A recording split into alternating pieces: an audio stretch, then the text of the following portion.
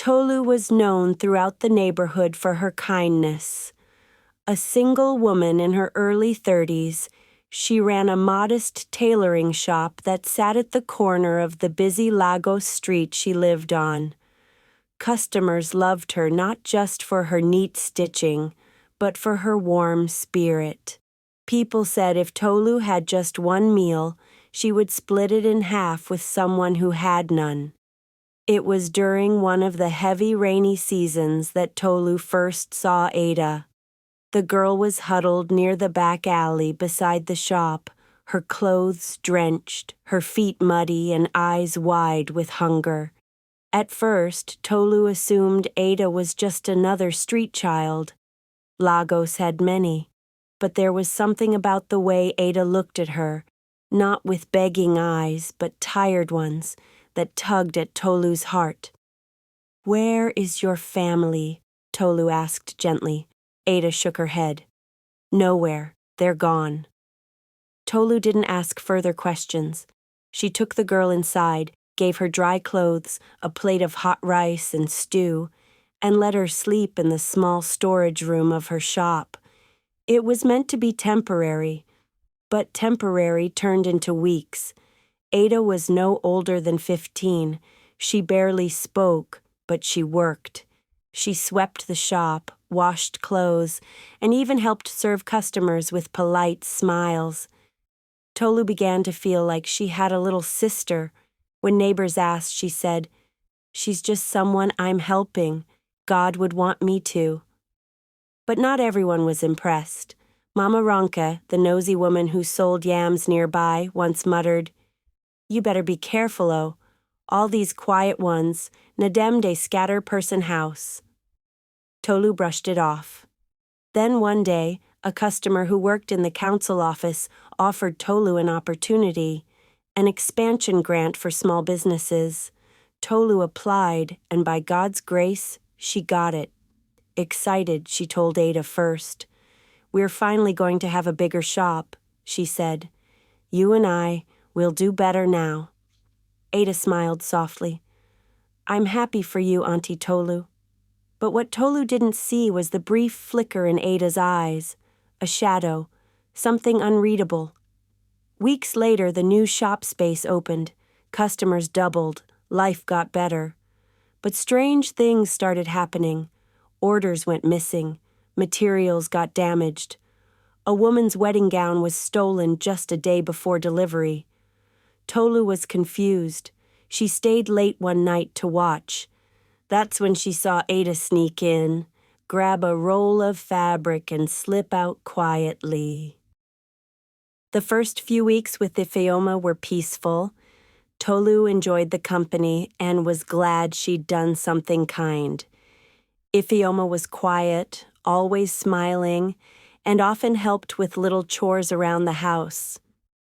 Tolu began to see her as a younger sister, even taking her shopping for new clothes and enrolling her in a small catering course. The neighbors praised her for her kindness, calling her Mother of Mercy. But slowly, little things began to shift. Tolu started noticing small items missing. At first, she thought she was just being forgetful. A bottle of perfume here, a gold ring there. When she asked Ifeoma about them, the girl would stare wide-eyed and swear she knew nothing. Then one day, Tolu came back from work early and found Ifeoma in her room, wearing her dress, her shoes, and even spraying her signature perfume. Ifeoma froze when she saw her. "I was just pretending," she said, embarrassed. Tolu let it slide. She was young, perhaps just playing dress-up. But the line between play and obsession blurred quickly. Ifeoma began answering Tolu's phone when it rang, picking up packages delivered in Tolu's name, and introducing herself to visitors as the lady of the house.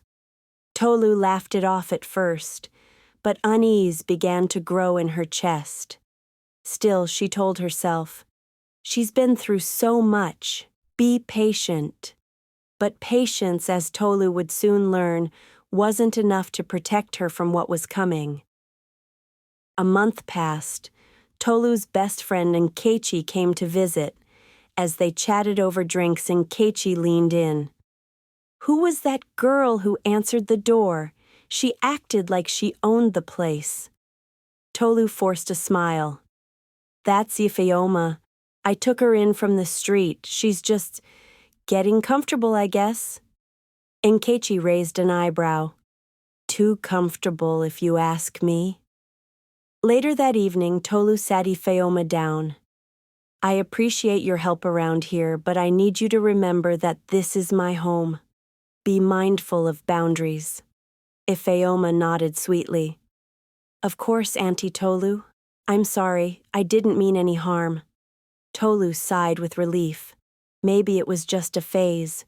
Maybe the girl was lonely and wanted to belong. But the very next week, everything escalated. Tolu came home to find her front door locked from the inside. She knocked for minutes before Ifeoma opened it, looking smug. I was just making sure the house was safe, she said. From that day on, Tolu began feeling like a guest in her own home. Ifeoma rearranged the living room. She changed the Wi-Fi password. She began referring to herself as Madam. Then came the final blow. One morning, Tolu woke up to find her bank account nearly empty. Her rent hadn't been paid. She confronted Ifeoma in a rage. I trusted you. How dare you? Ifeoma didn't cry. She didn't apologize. She just smiled and said, This is my house now. That smile haunted Tolu as she sat on the pavement outside, suitcase in hand, locked out of the apartment she had paid for with her own sweat. If you're finding this story unbelievable, wait till you hear what happens next. Don't forget to subscribe, turn on the notification bell, and like this video for more jaw-dropping stories. Tolu wandered the streets for hours, unable to believe what had just happened. She had nowhere to go. Her family lived far away, and she had always prided herself on being independent. It was Nkechi who eventually found her sitting on a bench in front of a closed pharmacy. Tolu, she gasped. What happened? Tolu broke down in tears as she explained everything, how she had taken Ifeoma in, how she had slowly lost control of her own home, and how now she was literally homeless. Nkechi was horrified. You should have told me earlier. That girl is evil. You don't just give someone the keys to your life. Nkechi took her in temporarily. As Tolu tried to recover, she began researching legal options. But everything was complicated. The rent wasn't in her name. She'd switched it to Ifeoma's a month ago, thinking it would help her feel more secure. Big mistake. Meanwhile, Ifeoma flourished. She posted photos on social media of her new home, pretending to be a young entrepreneur who had built herself from the ground up. People admired her. They commented with praise, not knowing the truth. Tolu watched those posts in silent anger. One night, while scrolling through Ifeoma's latest video tour of the apartment, Tolu noticed something strange in the background. Her grandmother's heirloom necklace. It was supposed to be in her bedroom drawer. That was it. She wants war, Tolu muttered. Fine, I'll give her war. She reached out to a social media expose page known for revealing frauds and scammers. With Nkechi's help, she compiled screenshots, photos, voice recordings, even the eviction letter now addressed to her that Ifeoma had sent through a lawyer. Within 24 hours, the page dropped a full expose on Ifeoma, detailing how she scammed her way into someone's home and took it over. The post went viral, but Tolu didn't expect what came next. The internet didn't waste time. Within hours, Ifeoma's face was everywhere. Comments flooded in, some in shock, others in anger. This is wickedness. Imagine betraying the only person who helped you. Return her house, thief. Afeoma tried to do damage control, going live on Instagram, crying and claiming she was the real victim. She gave me everything willingly. I never stole anything. I was homeless, yes, but I built this life myself. Tolu is just bitter because I made something of myself. But nobody bought it. Tolu, meanwhile, received hundreds of messages of support. Strangers reached out offering her places to stay. A popular radio host even invited her on air to share her side of the story. That interview changed everything. Tolu sat across from the host, voice calm but filled with fire. I didn't ask for much, just respect and gratitude. But sometimes, when people are drowning, they'll climb on you just to breathe, even if it means sinking you. Clips of her words spread like wildfire. Hashtags like #Justice for Tolu began trending. That same week, Afeoma was evicted. The landlord, overwhelmed by the bad press and online backlash, terminated her lease for breaching trust and misrepresentation.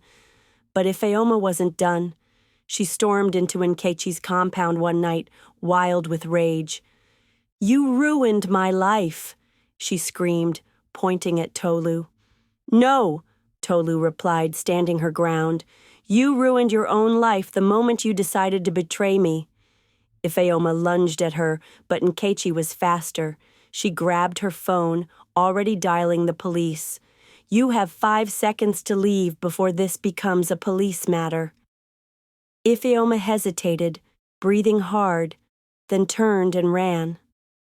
Later that night, Tolu lay in bed thinking about everything. She had her peace back, but she didn't feel victorious. What she had lost wasn't just a home. It was the part of her that once believed everyone deserved a second chance. And yet, maybe this story wasn't over. If you're enjoying this story so far, make sure to subscribe, turn on the bell icon, and like the video to support the channel. More powerful stories are coming your way. Weeks passed. Tolu was slowly rebuilding her life. She stayed with a cousin for a while, then got a small apartment of her own. It wasn't as big or fancy as her former home, but it was peaceful. More importantly, it was hers. She started a small home catering business, and to her surprise, many of her clients came from those who heard her story online. People admired her strength. Orders rolled in. Tolu smiled again, genuinely this time. One day, while shopping for ingredients at the market, she saw a familiar figure sitting by the roadside. Ifeoma. She looked nothing like before. Her hair unkempt, her clothes faded. She had a small bowl by her feet, begging. Their eyes met. Tolu froze.